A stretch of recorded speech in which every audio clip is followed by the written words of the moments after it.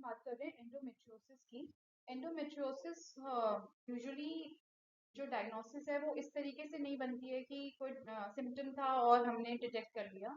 Endometriosis is actually an diagnosis which is made after investigations।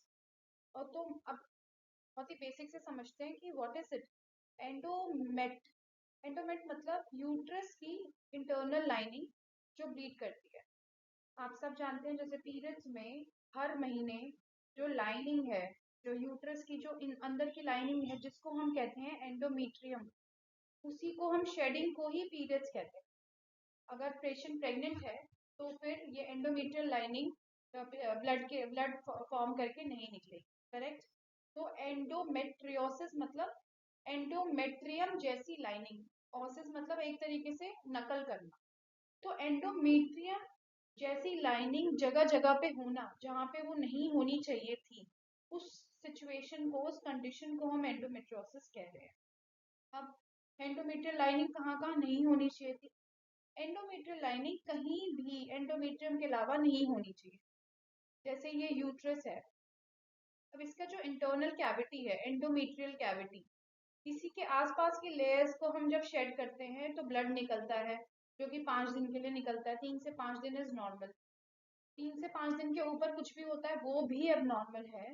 तो आप सोचें कि एंडोमेट्रियल लाइनिंग अगर कहीं और प्रेजेंट हो तो वो सब अब नॉर्मल।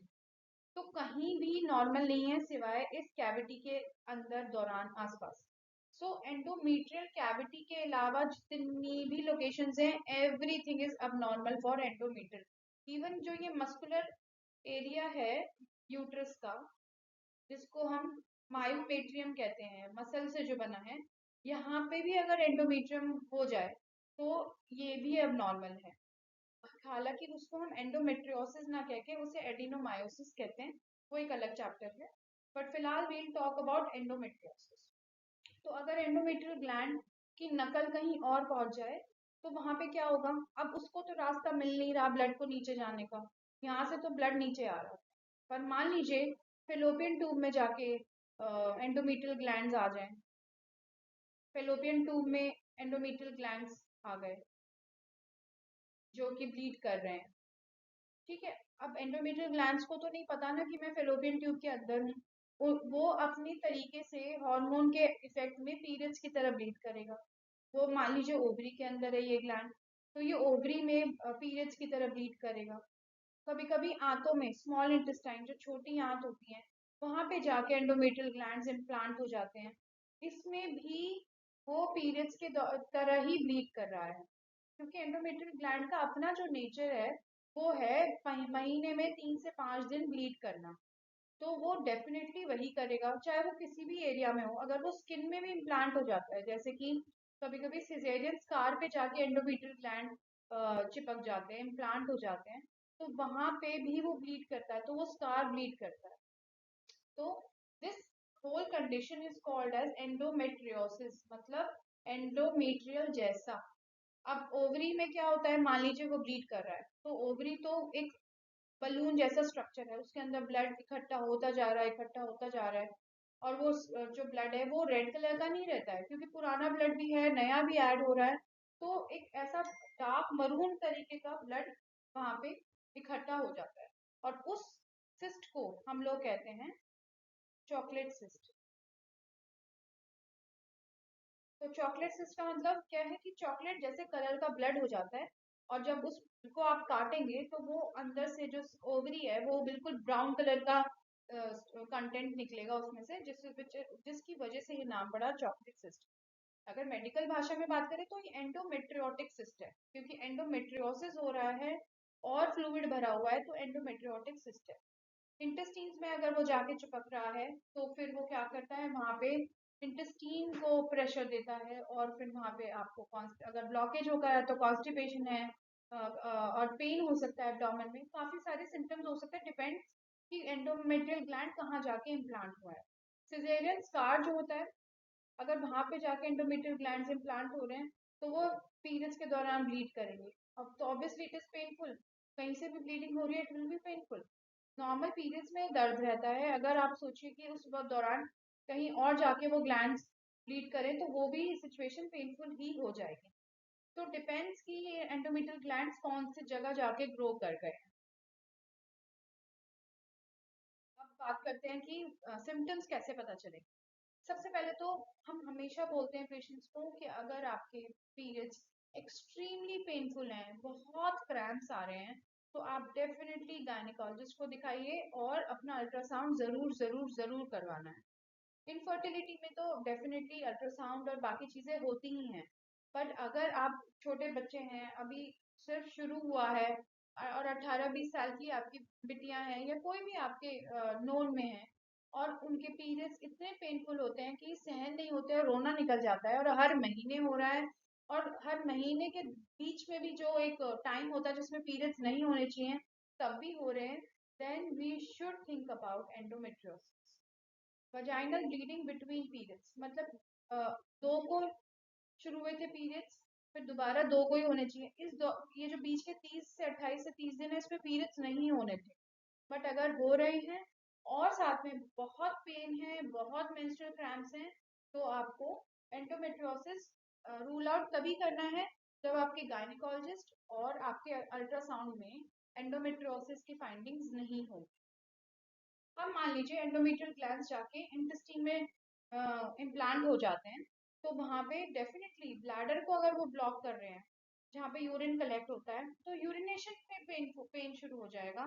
और अगर इंटेस्टाइन को ब्लॉक कर रहा है तो बॉवल मूवमेंट पे प्रॉब्लम होगी, तो या तो कॉन्स्टिपेशन हो जाएगा या डायरिया हो जाएगा या फिर बहुत ही पेनफुल हो जाएगा, क्योंकि वो उसी चीज को बार बार दबा रहा है ना। कोई भी ग्रोथ है, अगर वो सॉफ्ट चीज के ऊपर आप रख देंगे तो इट विल प्रेस। अब प्रेस का मतलब क्या है कि वहां का नर्व इफेक्ट हो रहा है, नर्व से होता है pain. So that's why everything becomes painful when endometrial glands are implanted on an on an this abnormal location. Now abnormal or heavy menstrual flow, definitely endometrial glands implantation हो रही है, सब कुछ हो रहा है, तो डेफिनेटली अब नॉर्मल है और हेवी मेंस्ट्रुअल फ्लो है।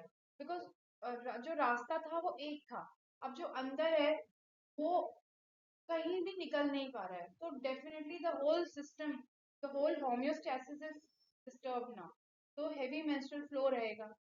अब ब्लीडिंग इतनी होगी तो थकान तो होनी ही है, तो फटीग होगा, हीमोग्लोबिन बिल्कुल कम जाएगा, and pen during intercourse obviously because सही अगर इतने सारे एंडोमेट्रियल ग्लैंड्स इधर उधर हैं, इम्प्लांटेड हैं, तो डेफिनेटली क्या होता है कि यहाँ का जो ग्लैंड है वो उसने ब्लीड किया, अब ब्लीड करके खून यही है, अब उस खून को कहीं बाहर जाने का रास्ता तो मिल नहीं रहा यहाँ की तरफ, तो वो आसपास स्कार्स बना देता है।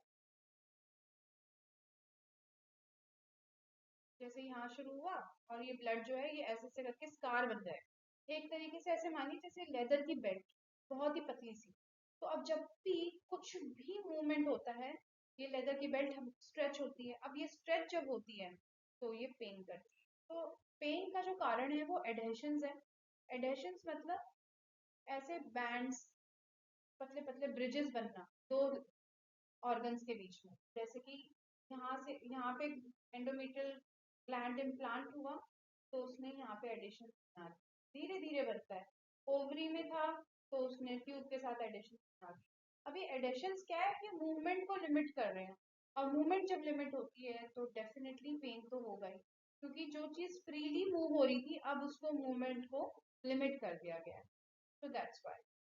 और स्मॉल इंटेस्टाइन में अगर ज्यादा इफेक्ट हो रहा है तो डायरिया, कॉन्स्टिपेशन, नॉजिया और लोअर बैक पेन अगर एडेशंस पीछे की तरफ है।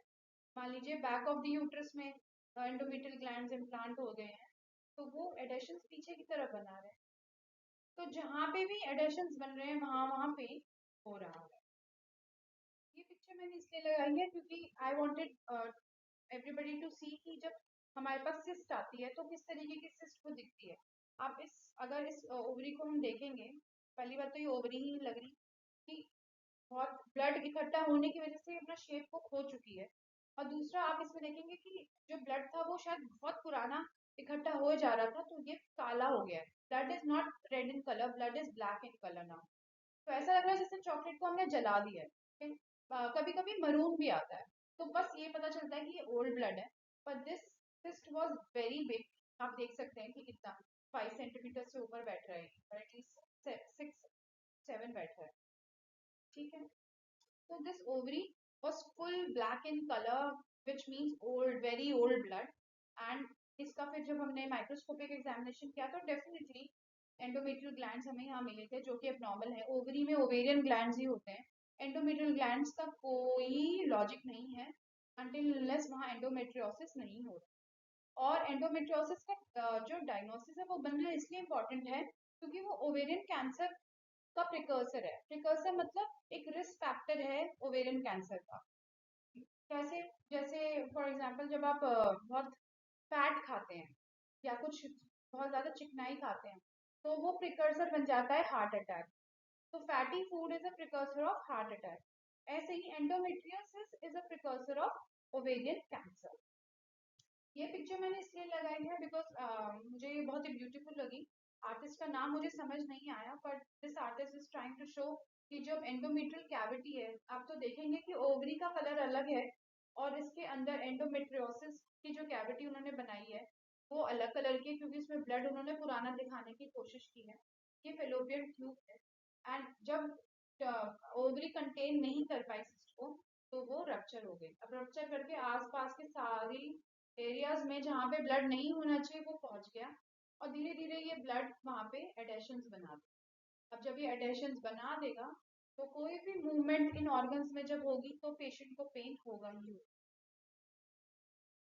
सबको समझने के बाद हमें करना क्या है? सबसे पहले उसकी डायग्नोसिस तक कैसे पहुंचना है, क्योंकि ट्रीटमेंट तो उसके बाद होगी। करना क्या है? पहले पहले तो आप अपने सिम्टम्स को इसी से पहचानेंगे जो हमने अभी तक डिस्कशन की है। अगर ये सिम्टम्स हैं और आपको लगता है नहीं ये मेरे साथ तो नहीं हो सकता, तो भी अपनी सिर्फ सांत्वना के लिए अल्ट्रासाउंड एमआरआई करवा लें और गायनेकोलॉजिस्ट के पास जाके अपना पेल्विक एग्जामिनेशन। पेल्विक एग्जामिनेशन मतलब इस एरिया का एग्जामिनेशन, जो हमारे बच्चे दानी वाला एरिया होता है जिसमें ओवरीज, ट्यूब, सर्विक्स, यूट्रस सब होता है, उसका एग्जामिनेशन आप जरूर करवा लें। और एक सर्जन से, हाँ, वैसे तो गायनेकोलॉजिस्ट जो होते हैं वो खुद ही सर्जन है, तो वही लेप्रोस्कोपी प्लान करते हैं फिर। But you have to go for ultrasound, you have to go for gynaecological checkup. Blood test के लिए मैं बहुत ज्यादा इसको फोर्स नहीं करूंगी। बहुत अगर करवाना है तो CA-125 हम करवा सकते हैं, पर CA-125 ऑलमोस्ट जितनी भी सिस्ट है बाकी उसमें थोड़ा सा बढ़ा हुआ आ ही जाता है, तो इससे आप कंफ्यूज हो सकते हैं। तो CA-125 मान लीजिए बढ़ा हुआ है, साथ में MRI CT स्कैन पॉजिटिव है, सिम्टम्स हैं, पेल्विक एग्जामिनेशन में पॉजिटिव है, तो हम CA-125 को कंसिडर करेंगे। नहीं तो एंडोमेट्रियोसिस में ब्लड टेस्ट का बहुत रोल नहीं है। बट हाँ, सर्जरी होने के बाद जब ओवरी या ट्यूब या जो भी चीज है जिसमें एंडोमेट्रियल ग्लैंड जाके इम्प्लांट हो गए थे वो निकलता है, तो बायोप्सी में हम कंफर्म जरूर करते हैं। तो biopsy will be diagnostic of endometriosis. Before that, it's CA-125 is not important.